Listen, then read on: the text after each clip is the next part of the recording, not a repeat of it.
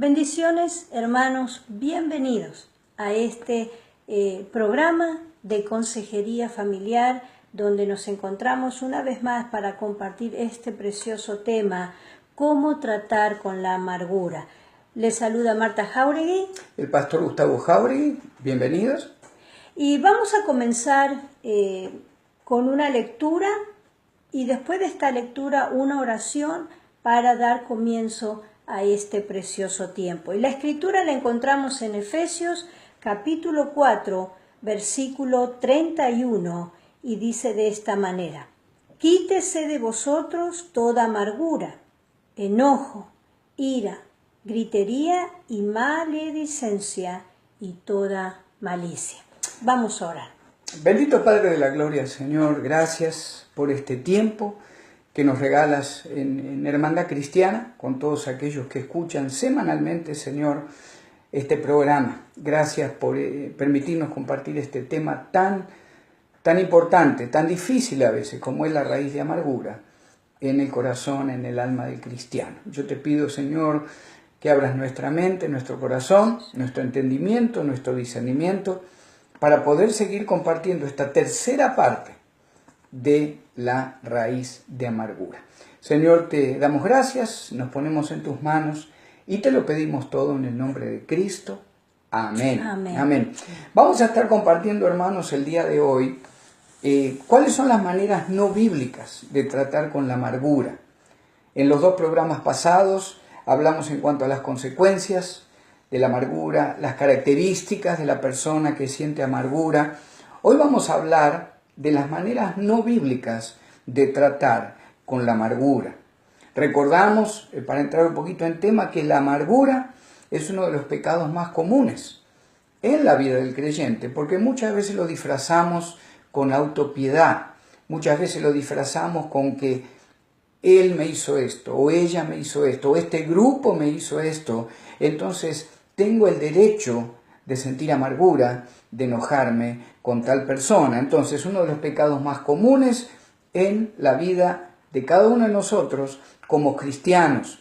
Muchos no han podido superar una ofensa y han dejado que una raíz de amargura crezca en su corazón. Para poder extirpar o quitar de manera bíblica la amargura de nuestro corazón, tenemos que primero desenmascarar y entender qué manera es no bíblica, cómo lo estoy tratando esa raíz de amargura en mi vida. Sabemos que hay muchas formas mundanas, ¿verdad? Inclusive la llamada psicología o la psiquiatría.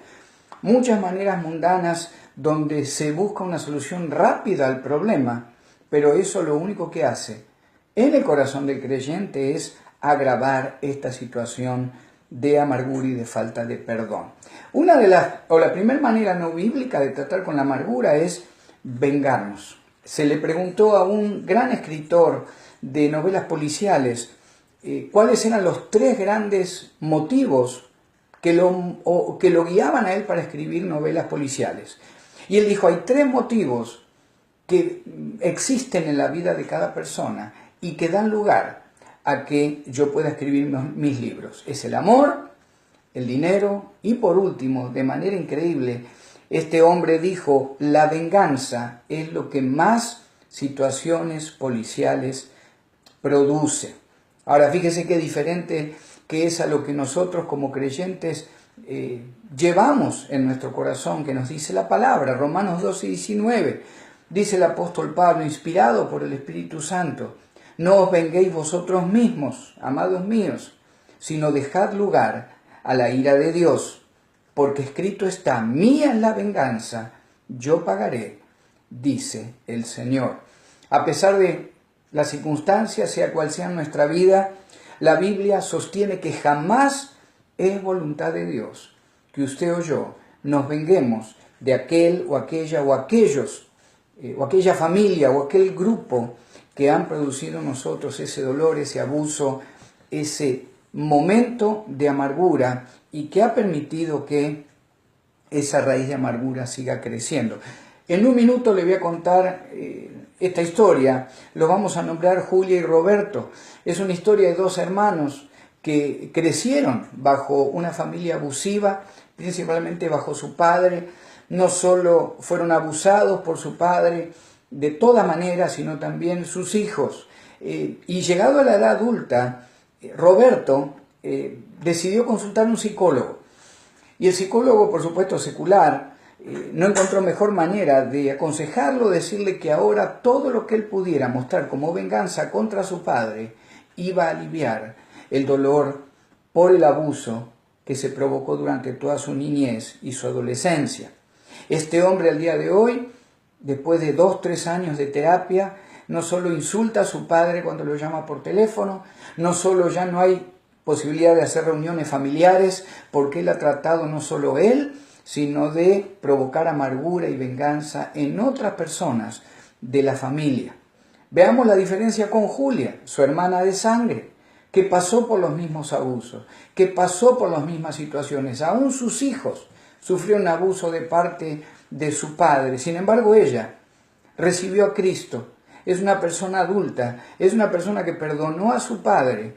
Y no solo eso, sino que los últimos 2 años, lo único que le ha pedido al Señor es que le permita a ella poder guiar a su padre a la salvación en Cristo Jesús.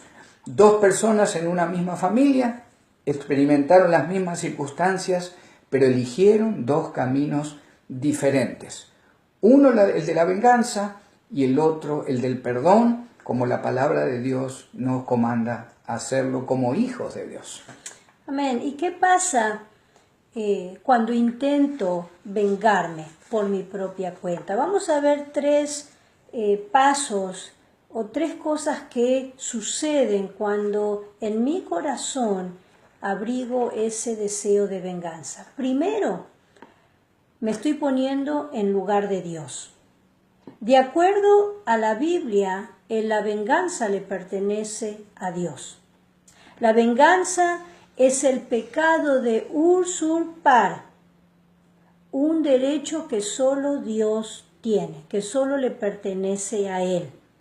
El querer vengarnos por nosotros mismos es asumir una actitud de orgullo. ¿Y sabe qué? Es el mismo pecado que provocó la caída de Lucifer. Si usted lo quiere leer, está ya en Isaías 14:13, donde él dice: yo subiré a los cielos y seré como Dios y tomaré el lugar de Dios. Cuando nosotros nos vengamos o nos queremos vengar, estamos poniéndonos en el lugar de Dios. Por lo tanto, al tratar de vengarnos, estamos pisando terreno muy peligroso. Por otra parte, la ira de Dios siempre es santa. Cuando Dios toma control de la persona y paga, por decir así, por sus pecados, Él lo hace con santidad. Nosotros no. Nosotros lo hacemos con odio, con rencor, con deseos de destruir a la otra persona. Y otra cosa importante, Dios no va a obrar en esa situación hasta que nosotros no pongamos lo que sentimos en sus manos, hasta que nosotros no perdonemos y le demos lugar a Dios a que tome control en esa situación. No puedo esperar de mi parte la solución que solamente Dios tiene como Dios soberano. Otra cosa, la venganza siempre complica la situación. Mi propia venganza siempre provoca más problema, más enojo, y no solo eso, sino que envenena a todos aquellos que nos rodean. Y tercero, sobre todo, tomar venganza por nuestros propios medios es un pecado contra Dios. Es una gran lección ver cómo el apóstol Pablo dejó lugar a la ira de Dios cuando allá en 2 de Timoteo le dice: Alejandro el caldelero me ha causado muchos males, el Señor le pague conforme a sus hechos. Amén. Y seguimos compartiendo las maneras no bíblicas de tratar o lidiar con la raíz de amargura. Estuvimos compartiendo en estos minutos pasados, qué pasa cuando quiero vengarme por mí mismo. El segundo bloque importante en cuanto a la manera no bíblica de lidiar con la amargura es minimizar el pecado de la amargura, hacerlo más pequeño. Cuando por algún motivo puedo justificar, como decíamos al principio, la amargura, a raíz de amargura, el enojo es un pecado muchas veces en la vida de nosotros los creyentes, pero se puede disfrazar de diferentes formas. Lo puedo llamar de otro nombre. Puedo decir que es una debilidad, puedo decir que es una enfermedad, o puedo decir que me han comentado que hasta puedo tener un desequilibrio químico por odiar a tal persona o a tal familia o a tal grupo de la manera que lo hago. Pero siempre hay un comienzo para esa raíz de amargura. Cuando nosotros a través de la palabra de Dios lo llamamos como es, la amargura y no querer perdonar, se le llama pecado. Cuando lo miramos de esa manera, la persona, el alma de la persona comienza a entender de que lo llame como lo llame, no importa lo que me han hecho, no importa el grado del abuso o el dolor, existe una relación muy íntima entre los sentimientos que me siento herido y ya tener una raíz de amargura. Lo más fácil, lo más rápido, pidamos perdón delante de Dios, perdonemos a la persona y vamos a comenzar a sentir esa paz que solamente el Señor Jesucristo puede otorgar. Entonces, lo hago más chico. No es pecado, es un sentimiento, es una enfermedad, es un desequilibrio químico. De alguna manera, puedo también disculparme por las circunstancias y así justificar mi amargura. Fíjese lo que dice 1 de Juan 1:10.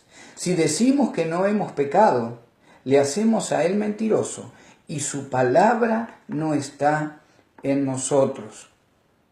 Llamarlo por otro nombre, minimizarlo, disculparnos por lo que sucedió. Básicamente, lo que estamos diciendo es que hay ocasiones en que puedo guiarme por la palabra y perdonar al agresor y quitar esa raíz de amargura, que el Espíritu Santo quite esa raíz de amargura, o que hay situaciones donde los recursos espirituales no sirven y me veo obligado a guiarme por mis emociones, por lo que me gusta sentir y por el deseo de venganza. Entonces, maneras no bíblicas: vengarme por mi propia cuenta, minimizar el pecado, achicarlo, y Marta va a compartir este tercer punto en cuanto a minimizar el pecado de la amargura.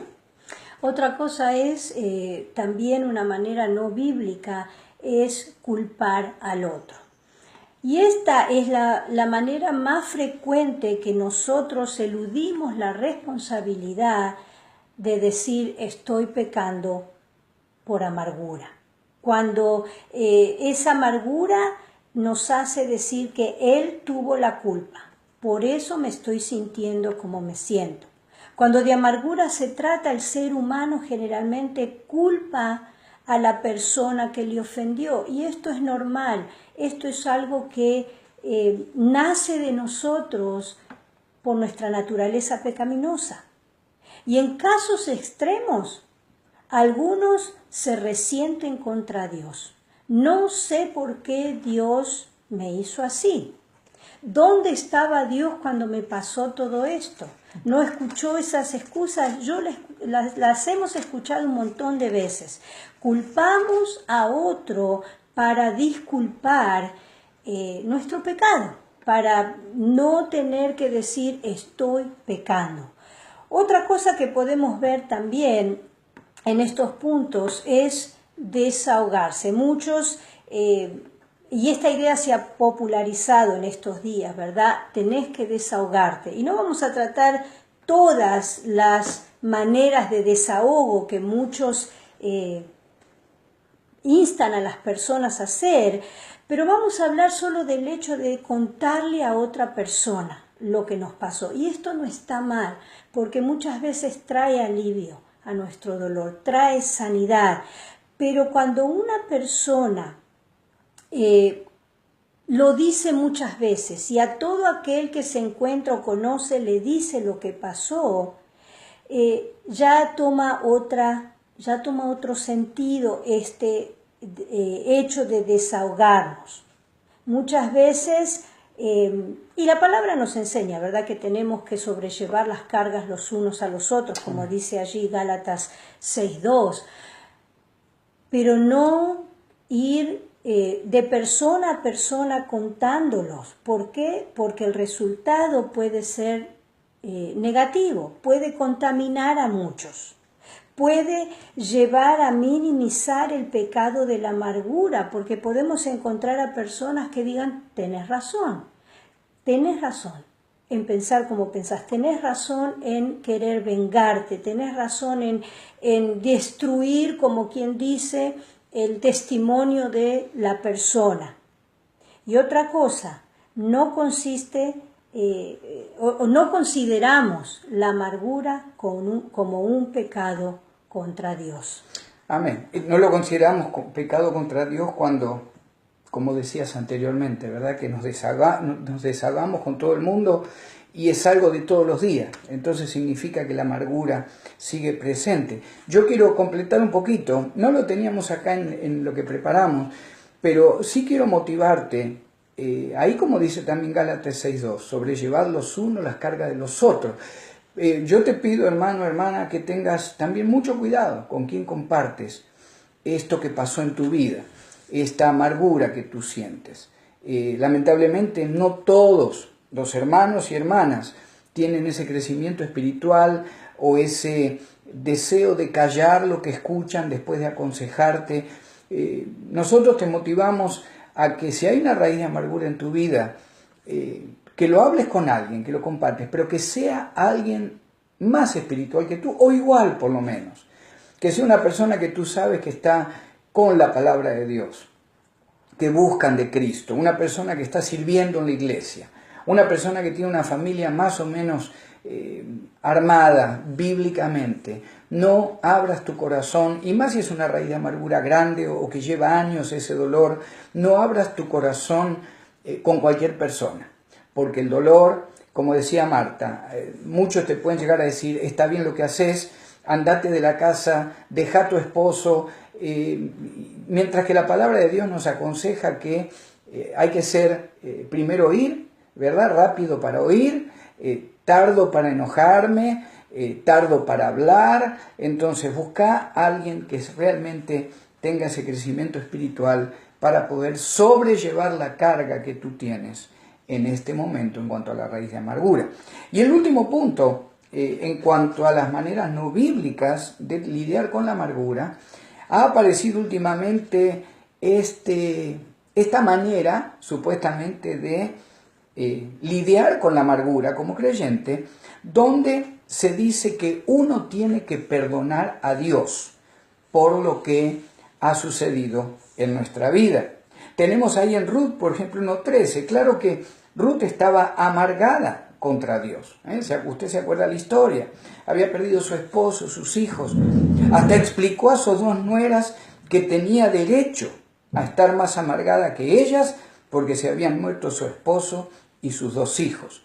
Es la clase de situación donde hoy en día se aconsejaría, lamentablemente aún en una iglesia cristiana, el decir perdono a Dios. Nosotros consideramos que esta situación, nuestra nueva idea de perdonar a Dios, es una blasfemia total contra el Señor y contra la palabra de Dios, contra su Hijo Jesucristo, contra el Espíritu Santo. Ahí el Salmo 103 dice que Dios es bueno, no tiene en la naturaleza de Dios, en su carácter, no existe el ser malo, no existe el permitir algo en la vida de sus hijos que Él no sepa que después va a ser de bendición y de crecimiento espiritual para ellos. Dios es bueno. Primera de Juan 4:8 dice Dios es amor. Marco 10:18, Dios está lleno de bondad. Romanos 15:13, Dios es esperanza. Isaías 6:3, Dios es santo. Deuteronomio 32:4, Dios es perfecto. ¿Cómo podemos llegar a creer que otro creyente o que un líder me diga que la manera de lidiar con mi amargura es primero perdonar a Dios por lo que permitió en mi vida? Eso es una blasfemia.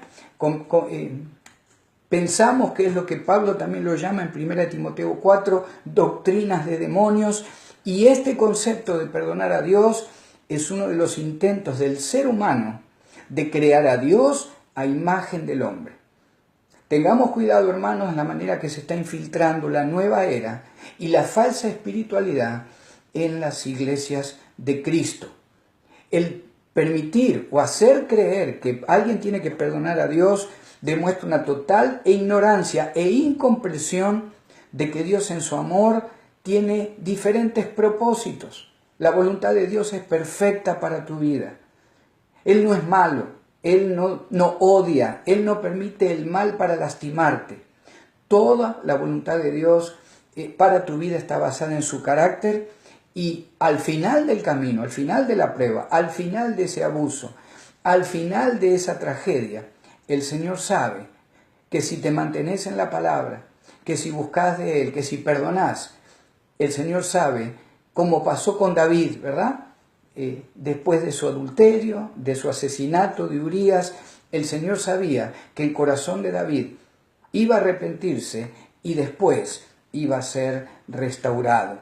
El Señor permite lo que llega a nuestra vida por medio de las experiencias que atravesemos para que lleguemos primero a conocerlo más a Él, segundo a depender más de Él. El apóstol Pablo ahí en 2 de Corintios 12:9, después de pedirle 3 veces al Señor que le quite ese aguijón que había puesto en su carne, y el Señor le dice: bástate mi gracia, porque mi poder se perfecciona en la debilidad. La amargura contra Dios es un pecado. Debemos perdonar, no a Dios. Él sabe por qué permitió lo que llegó a nuestra vida. Debemos perdonar al ofensor, perdonar al que me agredió y tenemos que entender que la gracia de Dios es suficiente para todo aquel que nos llamamos sus hijos por haberlo recibido como Señor y Salvador. Amén. Y otra cosa que quería comentar es que nosotros tenemos que entender que todo lo malo que hay en este mundo lo trajo Satanás. No es enviado de Dios. Todo lo que pasa malo en nuestras vidas es la obra de Satanás queriéndonos destruir.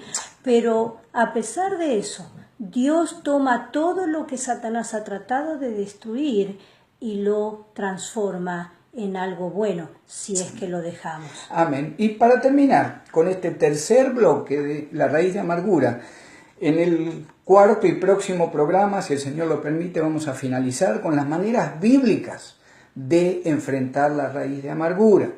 Yo le quiero pedir a mi esposa, para aquellos amigos, amigas que el Señor ha llevado su mano al dial, a lo mejor al día de hoy en la radio, o a través del canal de YouTube o Facebook, si por algo el Señor permitió que tú escucharas esta enseñanza el día de hoy, amigo, amiga, y nunca has tomado la decisión de recibir a Cristo Jesús, el Hijo de Dios, el Salvador, como tu Señor y Salvador, esta es tu oportunidad. Amén. Y si quieres hacerlo, yo te ruego que repitas después de mí esta sencilla oración, entregando tu vida a Cristo. Vamos a orar y repite después de mí. Señor Jesús, reconozco que soy pecador, reconozco que soy pecadora, reconozco que el enemigo ha tratado de destruir mi vida y reconozco, Señor, que muchas veces te he culpado a ti por lo que me ha pasado. Señor, en esta hora me arrepiento de todos mis pecados. Yo te invito, Señor, a que vengas a mi corazón, te recibo como mi Señor y mi Salvador personal. Limpia, Señor, mis pecados con tu sangre preciosa y hazme un hijo tuyo. Te ruego que limpies la vida de aquellos que me rodean, mi familia, Señor, que tu salvación pueda llegar también a ellos. Y te doy gracias por todas las promesas que hay en tu palabra, que hoy son mías. Señor, te alabo, te bendigo y te doy gracias por esta preciosa salvación que hoy obtengo de parte tuya. Gracias por tu sacrificio en la cruz del Calvario, que lo ha hecho todo posible. En el nombre de Jesús. Amén. Amén. Amén. Y si has hecho esta oración de fe te motivamos, como siempre lo hacemos, a primero comprar una Biblia. Nosotros utilizamos la versión Reina Valera 1960. Te motivamos a conseguir o buscar una iglesia cristiana evangélica donde se predique, donde se comparta la palabra de Dios con un evangelio de gracia, un evangelio de perdón, no por obras, no con dogmas o no con cargas sobre tu vida que el Señor mismo le decía a los fariseos que ellos ponían cargas en la vida del pueblo de Israel que ni ellos mismos podían llevar. Busca un lugar, una familia cristiana que te reciba, que te ayude a crecer en la palabra de Dios. Si tienes alguna duda, algún comentario, si necesitas algún video que podamos enviarte en cuanto a consejería familiar, profecía bíblica o simplemente las predicaciones que tenemos en nuestra iglesia cada día domingo acá en Ventura, California, simplemente puedes llamarnos al 805-512-0558 y al 805-512-0657. Todo lo que te enviemos o las preguntas que tengas en cuanto a consejería son absolutamente gratis. Que Dios te bendiga, que el Señor te acompañe y que esta palabra haya podido ser de bendición para tu vida. Bendiciones. Bendiciones.